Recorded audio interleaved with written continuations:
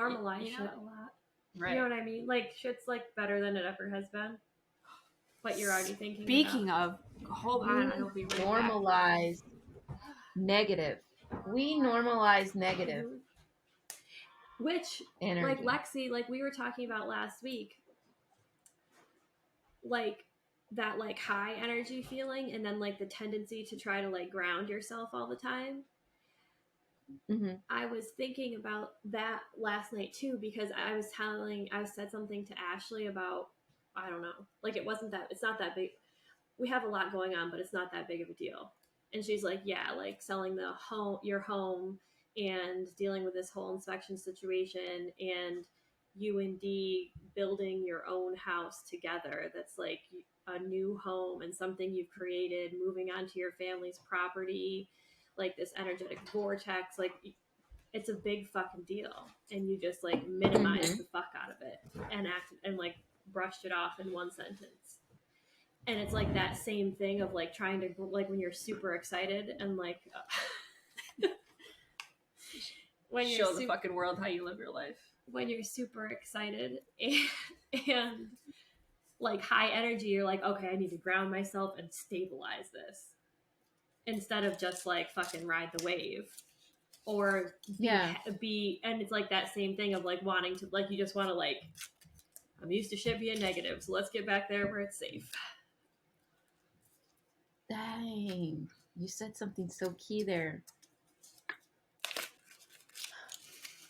Let's get back there and be safe. Mm-hmm. Where you're actually in fear. I feel like the fucking people are so uncomfortable not being there. I'm uncomfortable not being there. That's what I realized yesterday. Yesterday, I just tried to find shit to be afraid of, because I'm afraid of, like, everything, because everything is, like, fucking miraculous right now. Mm-hmm. Like, things are, like, unfolding and working. Like, we've popped 75 bottles of champagne in the past, I don't know, 3 weeks. Not that many, but a lot. Like, 75? A lot. Come on. Not we went, no, but, like, we went, like, almost a whole week where we had about, like... Yes, that's, like, 7. Not 75. Felt like a lot more. It's 75, 7. It's the same thing. It's the same thing. It's because we old. haven't drank at all in, but like the previous 2 months.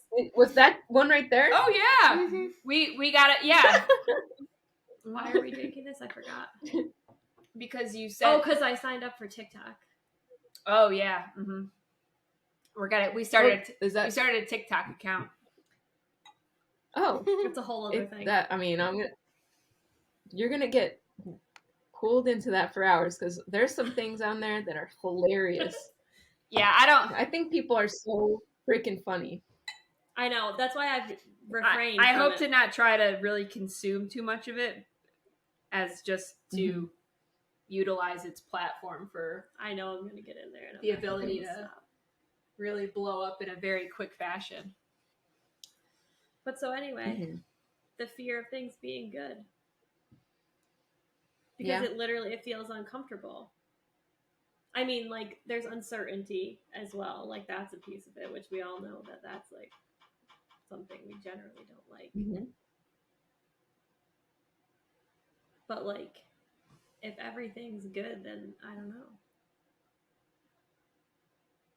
Like, what then? What is there to complain about? How are you going to relate to anyone? Like, right, and that's the thing. Nothing becomes relatable. Like, I don't know. That was weird that just came out of my mouth. Well, is that true? Because if everybody everything is great all the time, the opposite would be the times when things weren't great, and that would be fewer instances. Right. How would it change those times? Like, would we have actual more emphasis on knowing what a bad time was? Because right now we think all the time is bad times. Right. Then that's definitely not the case. Right. Well, and it's just bad. We even mask bad things that actually are good. Right. It's bad and getting worse. That's the general perspective. Mm-hmm. But I also think too, like, you don't want to, like, you don't want to, like, even if you are, like, consciously aware that, like, you should just be happy because life really isn't that bad and things aren't that bad, then I think I totally just lost my train of thought. Wow. It's gone. I love when that happens. Listen, I already had my TIA earlier. I don't know. Guess it's not for here or Sorry. Yeah. That's just it. Like, now. Lexi, I'm just gonna what are sit your here and thoughts drink up the there? champagne. Yeah, I mean, similar. There's not really much else to. I mean, I'm just thinking about like my time in corporate and how it was then, and yeah, it's pretty similar. It's wild. Mm-hmm. I mean, and then also, but then also, like, shit is like some people really do have really hard shit happening to them.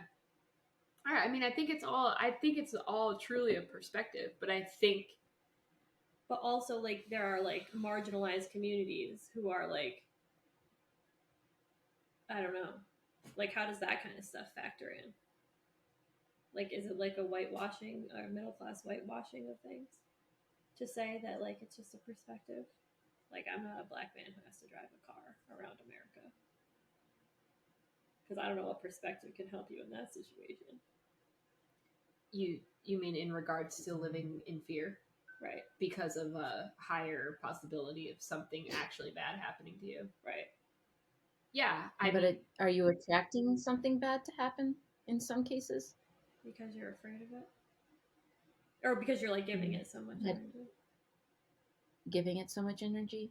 I mean, I'm not discounting that that's actually happening. That is Right. happening, but is there this idea of attracting that energy, like being in so much worry, it's almost creating it or conjuring the situation to some degree. Manifesting it. Mm-hmm. I mean, And I think, and I just think, But I think the I perspective mean- on that would just depend on, The you know, that individual. person. Like, everybody is going to have their own perspective, just based on And their own experiences. I think the tricky part too is that it's like it's a collaborative sort of situation. Mhm. So like I think it's I true. think like where the privilege comes in is being like the fact that like I'm mostly in my own bubble. Like I interact with you Mhm. and you are think like along with like the same wavelength as I am. right, like we're on the same And like page. sometimes we like go out and do other things and see other people, but like even when we travel, like we're like those are connections we have with people who are 100% where we're at. Right. And so like those times are like seeking out those people, but I always have like our own place and like our own, you know what I mean? If you don't have the luxury of secluding yourself from society Yeah. or even just like even have your own space, like even if you live in like, I mean, I don't know, Lexi, what do you think about like living in like more of a shared space, like an apartment versus like your own house? Because it's been a long time since I've lived in like an apartment space, and I was a significant like my recollection is that I was a very high anxiety person at that point in my life, but I was not paying attention to anything, so I don't really know. Like I just know that I got to a point where I felt like I wanted my own space and did not want to share any walls with any more fucking humans. Mhm. And so then if your living situation is like that, like urban, Mm. then your energy is way more intertwined with other people. That's true. Like on a collective, energetic level, So it requires a lot more like focus maybe to like maintain your like own energetic. It's true. That's true. I think it's definitely shifted after COVID, though. For sure. Because when I was in New York, I lived in apartment complexes pretty much after school. I lived on my own. I lived with my ex-boyfriend, and then I lived on my own again. And then when I moved here, I actually moved in with my parents and lived with them for a while in the middle of suburbia. And then Erin moved here, and she was in an apartment complex. And then we moved together into another apartment complex. And then we moved together to a townhome situation. And that was weird because that was the first time I'd ever lived in a home that had like no windows on one side of the wall. So I used to get really like messed up from that because I didn't see the sun from that side. So it was really weird. And then we moved back in with my parents, and then we moved here where we are now, which is a townhome. And the same kind of thing happens where like there are no windows on either side of us. It's just like all in the back or all in the front. But I'm also in a much different space than I was before when I was living in all those areas. So it's hard for me to think about that and separate the anxiety that I was feeling just generally and then the anxiety that I was feeling because I was in close proximity with other people trying to live. And then now where it's like I feel like after COVID, everybody just kind of keeps to themselves a lot more. So, like, I don't know any of the neighbors that are around me. Like, literally, I've never had a single conversation with anybody that lives near me. And I very rarely see people that are around, like, near me out and about. And if I do, it's usually like, you know, I'm the person that wants to go over and say hi or, like, you know, have a conversation and get to know my neighbors. But all of my neighbors don't want to have any conversations with each other or get to know each other, which is very weird. So on one hand, it's like, yeah, it's kind of weird to be in a space with that much energy, but also at the same time, everybody's very separate and apart. So it's not really that difficult. But I also don't know if it's just because I'm better at doing this kind of stuff. So now I'm like, it doesn't matter. So I don't know. It's really weird. I've never actually lived on my own as an adult in like a separate standalone home without other people. I've always been with other people or near or around other people's energies. I can tell you too. Sorry, I was just gonna say because I just remembered too when COVID was just starting and we lived in the apartment building. That was really weird because everybody you would see, like FedEx, UPS, whatever, would come drop off a package, or people would come home from grocery shopping, and every single person would be standing with like the door kind of half open, kind of not, and they're kind of like in the house, kind of not, and we all had like Clorox wipes wiping down all of our packages, all of the things from the grocery store, so we wouldn't, you know, get COVID or whatever. And then, you know, we'd all be doing that. So it's like, even though I didn't really know my neighbors or anything, we all kind of like bonded, a kind of trauma bond or fear bond, like we were talking about before, where it's like we're all bonding over the fact that we're Clorox wiping everything down, or, you know, undressing in like the hallway and then putting on like other clothes before we went inside the house. And then it was weird too, because for us that lasted less than a week until I was like, this is dumb. I don't know why we're doing this. And that's when we stopped watching the news and doing all the other things. So we got out of that like fear vortex that we were being sucked into along with all of our neighbors. And then we were the weird ones getting the looks and things because we weren't wearing masks around the property. We weren't Clorox wiping anymore. And then people were like, oh, you guys are weird. You're going to kill us all. And then they just kind of shunned us from everything. So that was kind of weird. Fascinating. I wonder if like there's that. Go ahead. Sorry. Oh, I was just gonna say, the hive mentality when you're close in proximity with so many people starts happening, where you stop unconsciously thinking about you yourself, and it's like, well, what about everybody else? Whereas if you think about you and you're taking care of you, you take care of everybody else, kind of. And it's like, especially when, like, for example, a plane's going down, they tell you to put your own mask on first, and then somebody else's, right? Where I understand, like, where people were, like in New York when this whole thing went down, but if it was really, really dire, they wouldn't be thinking about all the other things. They'd be putting their own mask on first. So I just think it's kind of interesting, that like juxtaposition of what they tell us to do and then what people do.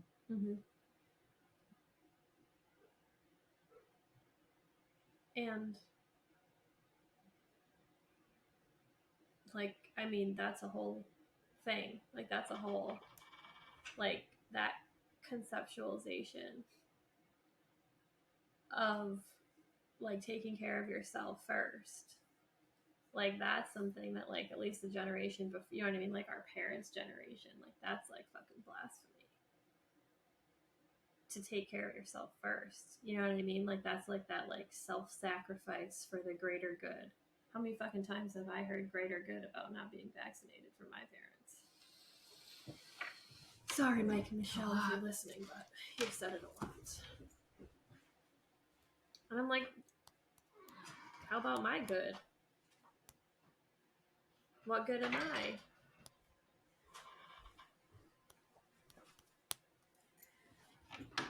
I don't know. It's just a different perspective. I'm really perturbed by the door situation that just happened behind you guys. Oh, it's the like wind. Someone coming in and out, or no, it's the back door was open and there's or you a doggy. guys had a visitor. I don't know. Yeah, no, it was definitely the doggy door, energetic in nature. Yeah, but the door was open, and then the wind blew through the door. You can tell yourself whatever you want to tell yourself. We do this all the time. I say shit, and then you're like, I have a logical explanation for this. And then in about an hour, you'll be like, you know what? Actually, no, you know what? Next week, you'll have an Ashley call, and Ashley will tell it, and you'll come back and you'll tell it to me like you heard it for the fucking first time. Like, oh my God, guess what Ashley just said? And I'm like, let me guess what I said last week on Friday at 7 p.m. Was that it? Is that what she said? Write it down. No, I don't know what, but it was like, it like caught my attention, energetically speaking. That's all I'm gonna say. Maybe it was a green cat. We were just talking about him. Maybe it's coming and going. We fixed the portal so that it can be used. Ronan has a portal key for it. So we moved the Orgone pyramids, or the Orgone grid, we moved up to the second floor. So, like, no EMFs can get up there, so the portal won't work up there. But he's been playing with the crystal balls. I have these big, like, multifaceted, like, glass balls that are like prisms, and to sit in the window, and they like reflect rainbows everywhere. And Ronan moves them around and uses them to beam people up from the portal in the basement. So he's always putting them in like certain locations. So we just made him, because he was saying that he missed, like, he hasn't seen the green cat, or he hasn't seen any of his people that he was pulling through the portal since we put the Orgone stuff up. And so I asked him, I was like, do you want them to come back? Like, I think this is why. And I said, but he was getting scared before of mean things coming in. So, nothing like really bad, but he won't go in the basement by himself anymore. And he just kept saying that the green cat's dad was here and he was mean. And then ever since then, he didn't, like, he always wants one of us with him. And he will, even now he'll tell you, Mom, you know I get spooked easily. You need to go. But he's also verbalized that he's missed his green cat. So we just made him a portal key. So I just did spell work on a crystal that he picked out. Like, it's like set in a pendant. And then we put it on a little keychain that he likes. So the green cat was back. As soon as Dee and I reset the grid, the fucking green cat, like, you could hear that motherfucker. He was like ping-ponging around. I was just like, fucking Christ. I was like, God damn it. he like bangs into shit all the time, and he's like he fucking. It's like you know, like when you hear a cat jumping up and down like off of things, like they're pretty quiet, but you still hear like that thump. But like that's like the sounds that I hear. Like that's when I know. Like we can be laying in bed, and like I'll hear like if a cat were like jumping up and down like off of stuff. Like that's all I hear, and I'm like, this motherfucker, like. Go he's downstairs. Very mischievous. He's like Mushu in Mulan. That's what his personality is like. He's like kind of. It's adorable. He's Ronan's dragon spirit. It's like his familiar that's like always been with him. So he brought him through this portal, and now he lives with us. That's weird. It's weird the doors are opening again, and you shut the door. See? Did you see that? Yeah. That's odd. I'm telling you. That's strange. Right? I've seen it fucking eat my chocolate. I'm just saying. He's like, no, it's not happening. Talk about fear mongering. God. But there's nothing to be afraid of. This is back to the thing. There's nothing to be afraid of. And if anything, they tell you there is, but there isn't. Right. And like energetic beings operate on laws that are better and more valuing of autonomy than the laws that exist in this human world. So like if you say no thank you, stop, I don't want this anymore, then that is your decree. So even if it's somebody, even if you don't want to talk to somebody, because we're like sometimes I'm with tired. Free will. I understand. I know. This is just my soapbox. Oh, sorry. I thought you were like. I'm sorry. I stepped talking up onto to the me, soapbox. replying I should to have me. told you that I was on the box. I'm here. Okay. Pulled out the soapbox. Like I know. Because it's along the same lines of using pain point marketing in a revolution. It's the same. It's the same shit.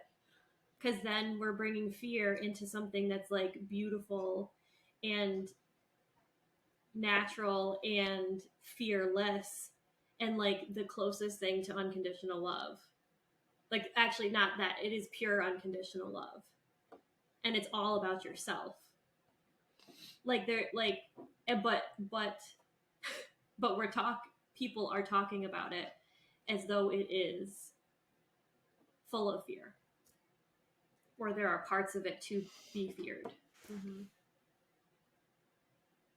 Which I don't feel to be true at all in my body. And all I know is about my own body.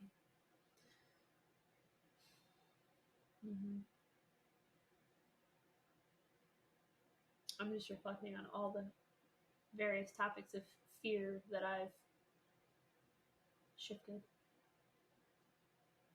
recently. Fascinating. And we drink champagne on a regular basis, so like life is good. Because I really do believe that I'm just saying, it's a prime example. That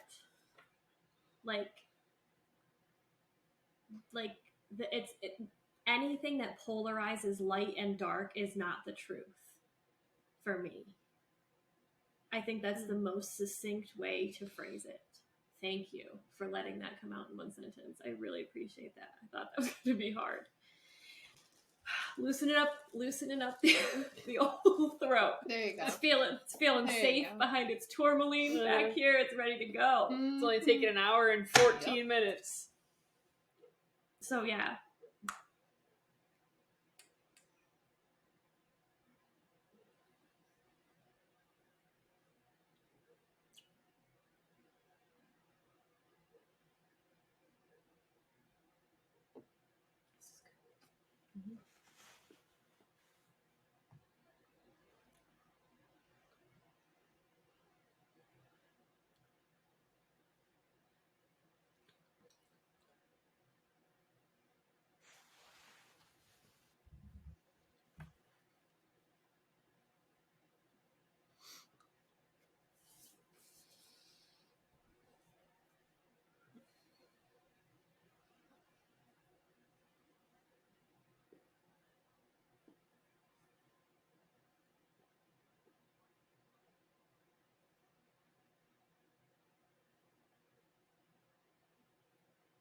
You're talking about the gender post.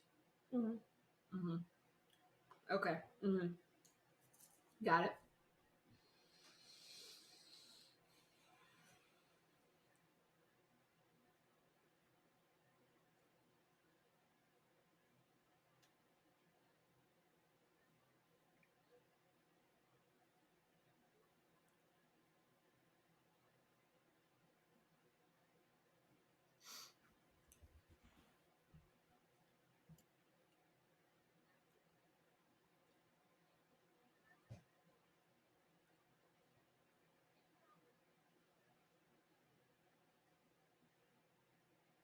Well said.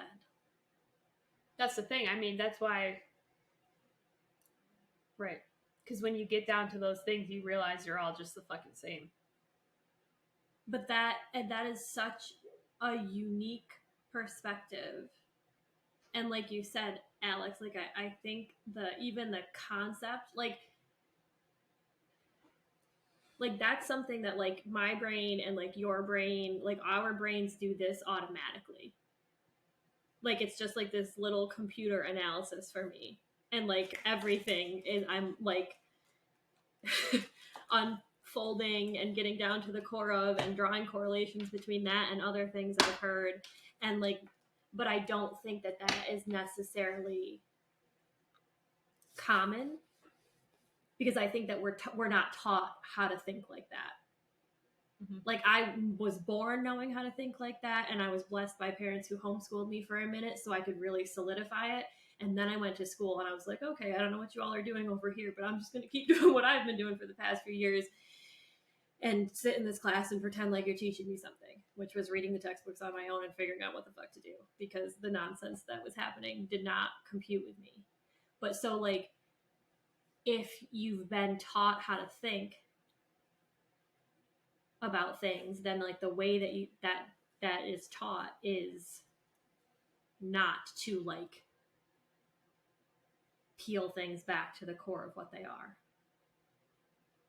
and constantly try to make connections with them.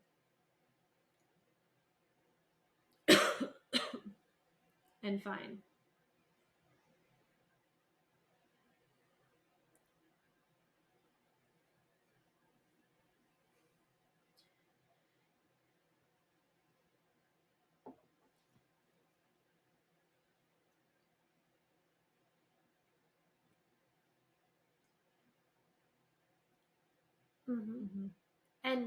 And let me say that my brain has automatically done this my whole entire life, and I shamed myself for it and convinced myself that I was completely wrong up until very recently. Like it wasn't like I've just been out here knowing everything.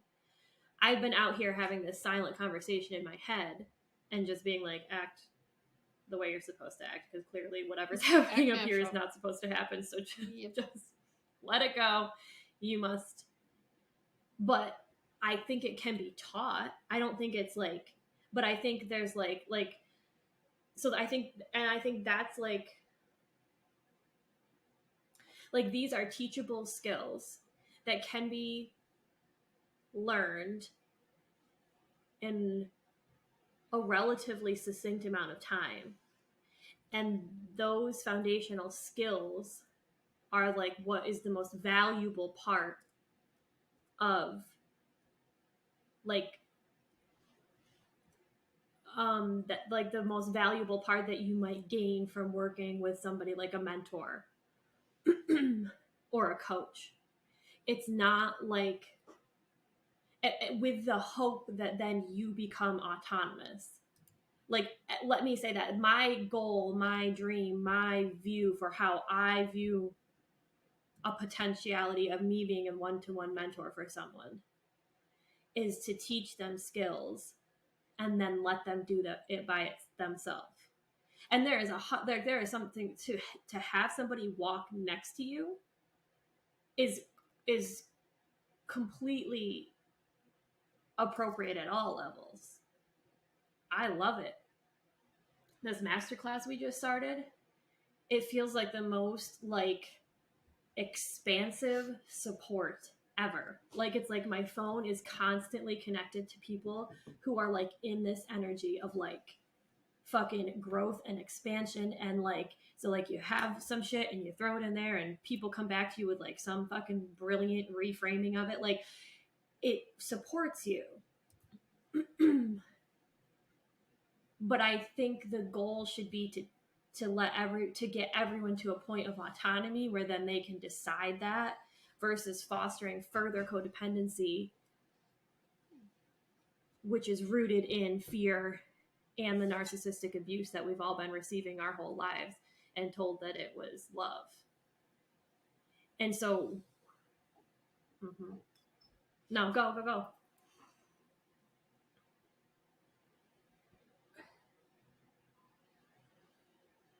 Mm-hmm. Yep. Oh, don't I fucking know that? Not Poster and child not for only that codependency. too, though. Yeah, not only that too, though, but also not trusting yourself. Because it's one thing to think for yourself, and it's another thing to trust yourself. Right. That's like this dialogue.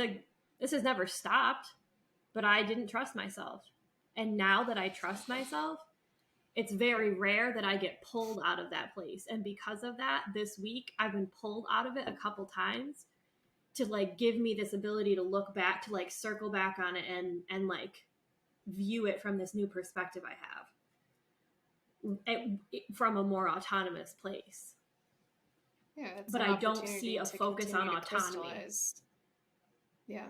Yeah, it's an opportunity for you to continue to crystallize the trust that you've built with yourself so that you can see how far you've actually come.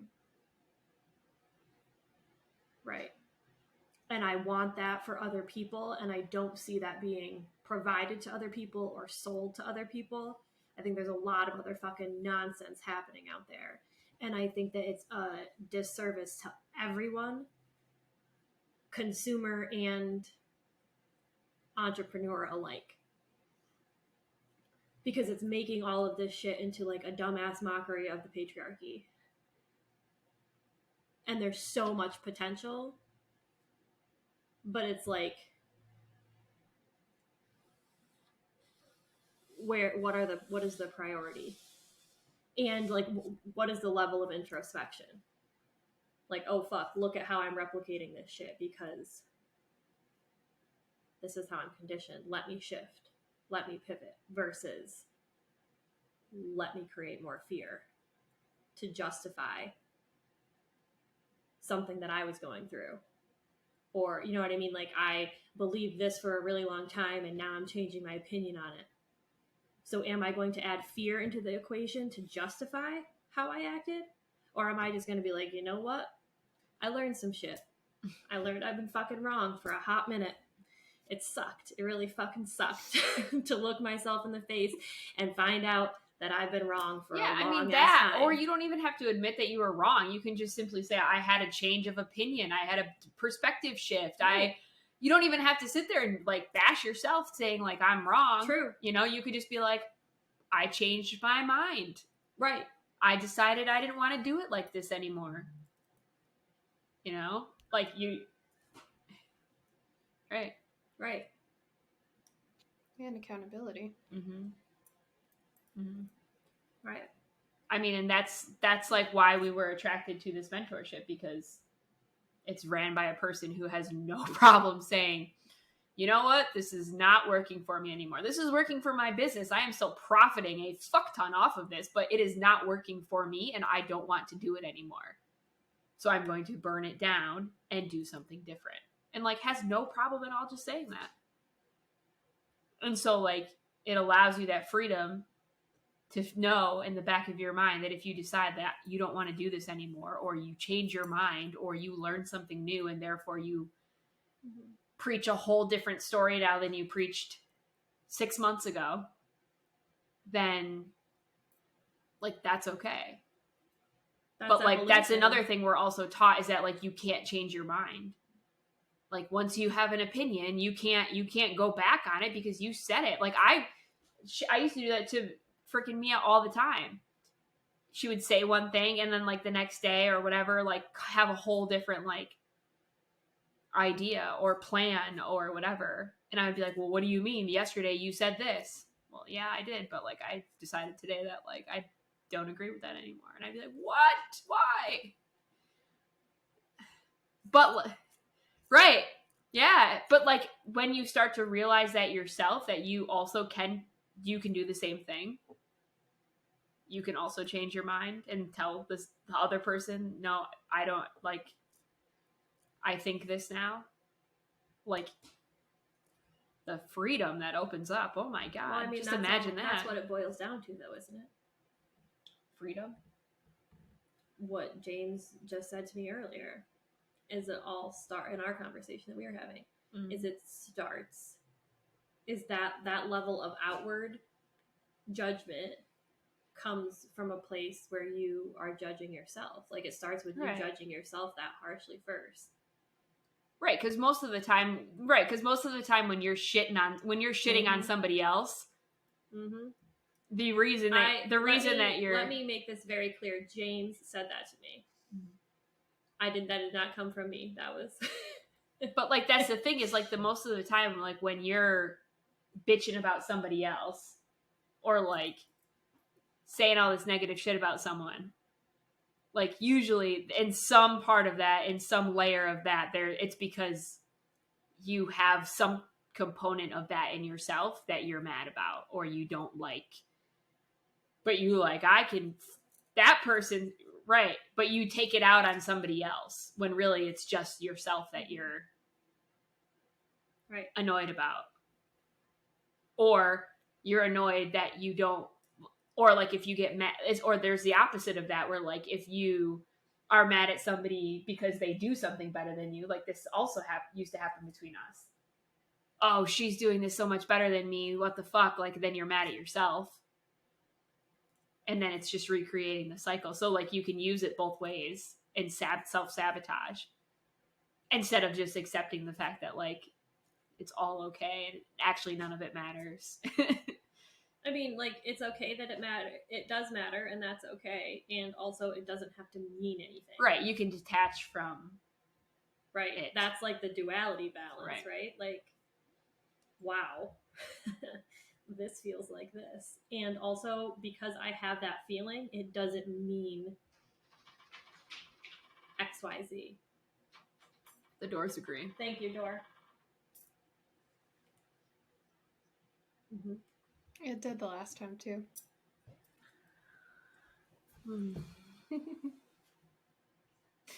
Well, it was a moment where there was no talking in that room. So there it goes. It keeps going. Someone agrees. Right. But yeah, I don't. Yeah.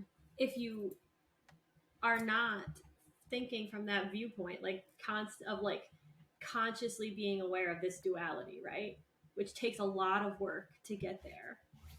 And like, no, I am not. I don't know if you're ever there. It's just a constant practice to like give yourself grace, accept what it is, and also not let it like mean anything at all. But if you're not trying to do that, then this constant input of like fear and like messaging that implies that like you're not enough or you need something to solve something or to fill some lack you have, not like you're a fucking badass, let's get more badass. You know what I mean? Like that's like that's a harder sell because you have to actually like want the thing. It's not like I'm afraid of missing out, like you were saying, or it's not I'm afraid of missing out, so I should buy this because it's gonna make it mean that I won't miss out. It's like I'm buying this for my own personal autonomy because I choose this person based on an actual energetic connection, not I was coaxed into this.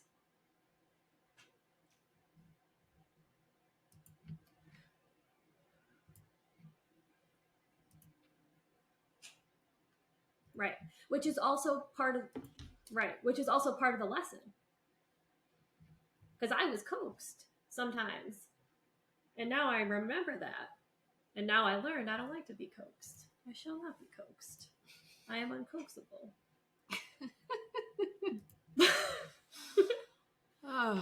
Maybe by Ronan. Yeah, that kid can coax anyone. A fucking worm. He could convince. That's right. True. It does help you. It's a great reflection because it really starts to help you remember some of the skills that you did have. You're like, oh shit, I can do that too.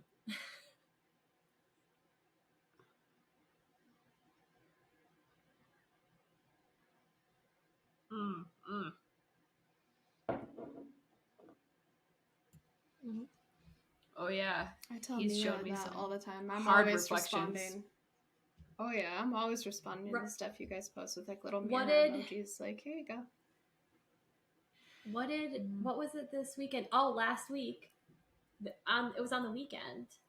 James' girlfriend Amanda sent me a video, and Dee and I were doing our Kundalini yoga practice, which actually was focused on a specific chant to like move a certain energy. And like my phone went off. We were like halfway through the yoga routine, and I looked at it and I saw it was a video of Ronan, and it wasn't like an emergency thing. So I put my phone back down and I continued the yoga thing. And then we watched it afterwards, and this baby was chanting the chant that we just used in our Kundalini practice. Which, I mean, he knows some of the chants, and like we listen to him at night before he goes to bed and stuff. Like he's really, really into them. So it's not like he's never heard it before. But he knows a ton of these chants, and that specific one. But that also is...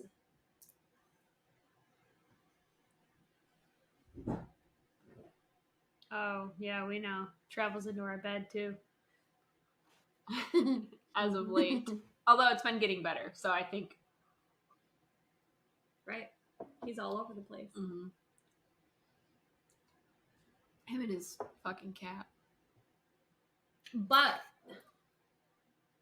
it's just... It scares her. Well, no, it doesn't scare me. It's just that my input for these things is very auditory. So it, especially at night, like when I'm half asleep and you hear like a thud or a jolting sound, like it startles you. And then I just have to laugh. But it like fucking annoys me because it's always at night when I'm trying to go to sleep. And it's like this thing's at the top of the goddamn stairs just fucking ding, ding, ding, ding. Like, yeah, I hear you. I'm fucking sleeping. But like it really startles me, especially when Ronan's here, because sometimes it sounds like it's him, like feet on the floor, ready to, so you don't really know, like, is there a toddler coming in here right now? Is it just, did something fall off the wall? Is it just a cat jumping up and down?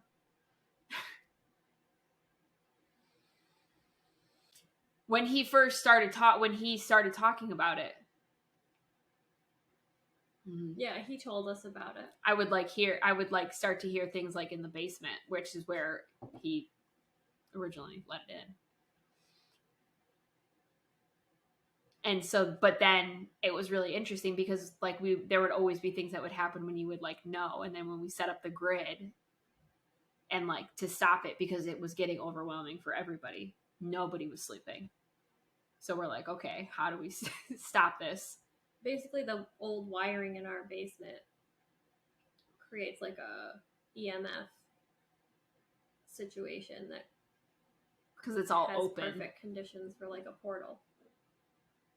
It's not like dangerous per se.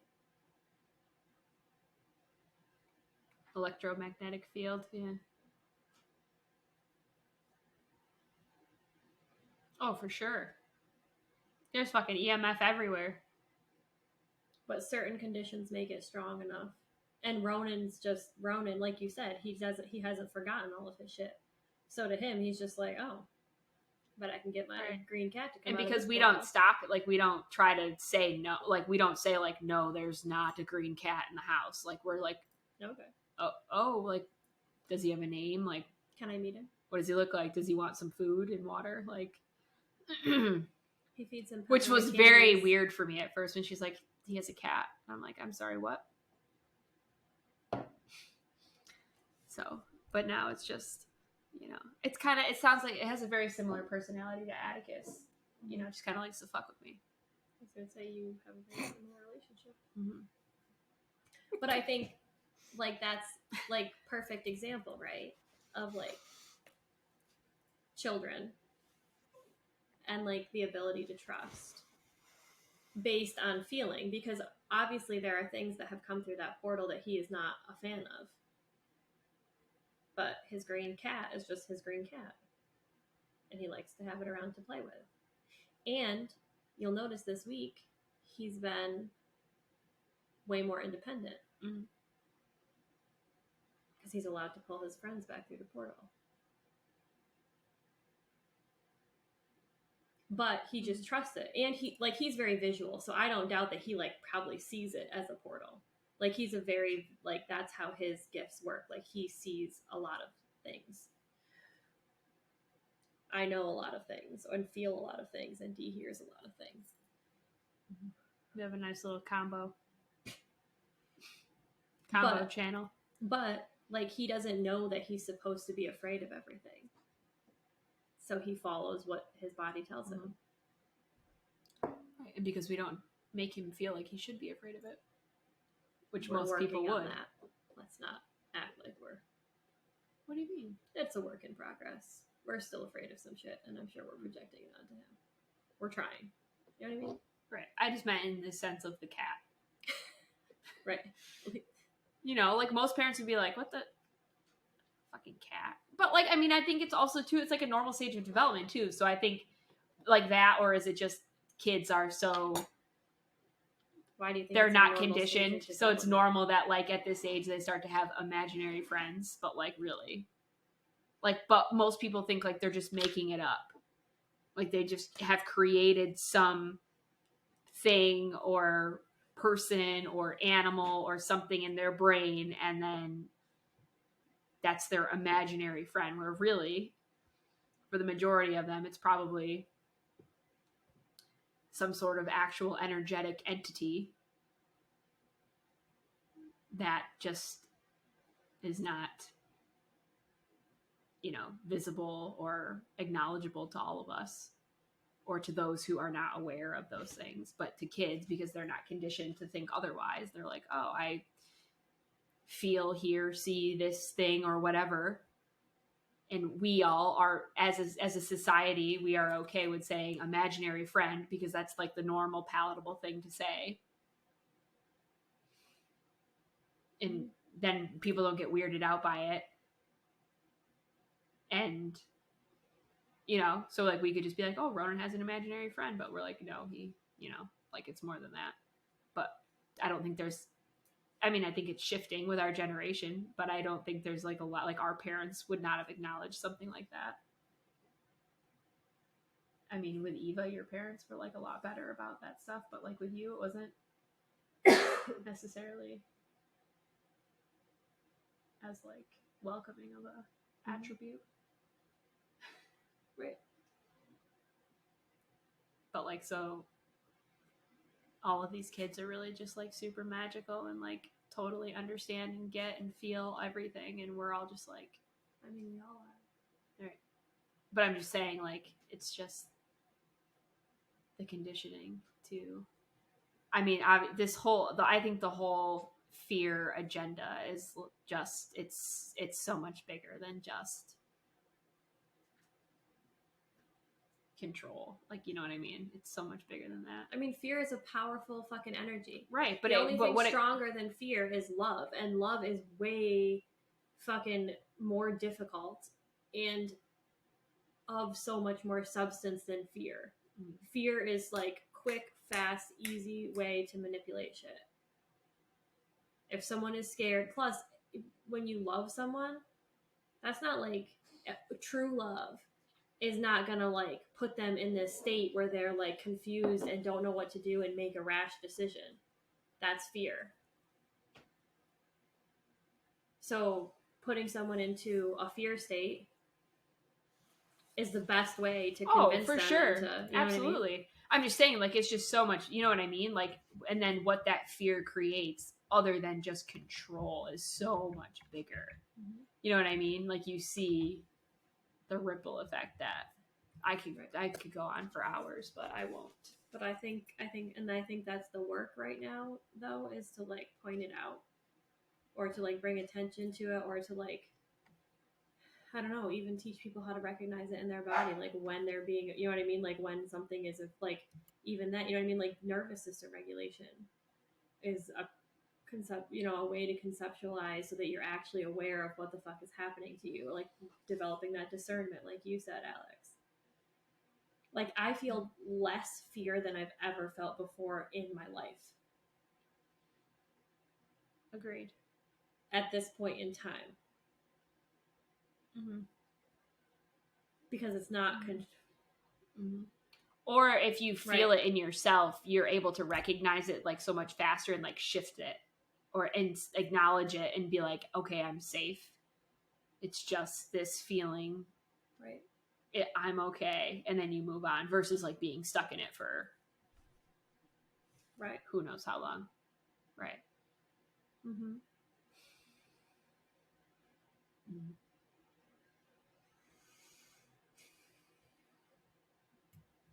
A very needy dog under the desk right now, so. She wants to meet the green cat. Mm-hmm. She does. There's so many places that this topic could go. Oh my goodness. Because it's everywhere. You know what I mean? Like, it's just like, it's like, because this is the paradigm that we're in. It just is like, and I think too, the other piece of it, aside from the fact that like, it's shifted in my body, so I'm not fucking afraid of everything all the time, so it's like more disconcerting than it used to be when a constant fear state. It also like it makes me frustrated when I see it being used alongside some really fucking good, powerful messaging that could help people, because I feel like it's a disservice. And I feel like it's mixing everything all up. And we're getting into this recreating the same box within a box of boxes. And I don't want to lose sight on the vision. And I think like anything to me, even spiritually, like when spiritual stuff gets, again, I guess I already said earlier, but like to that polarizing point of light and dark and good and bad, like whenever we get polarized like that, like I don't think that that's the only way to conceptualize duality. And I don't think that is the message that we want to be spreading. I think that that's just as harmful as other agendas that are out there, because it's still based in fear on some level.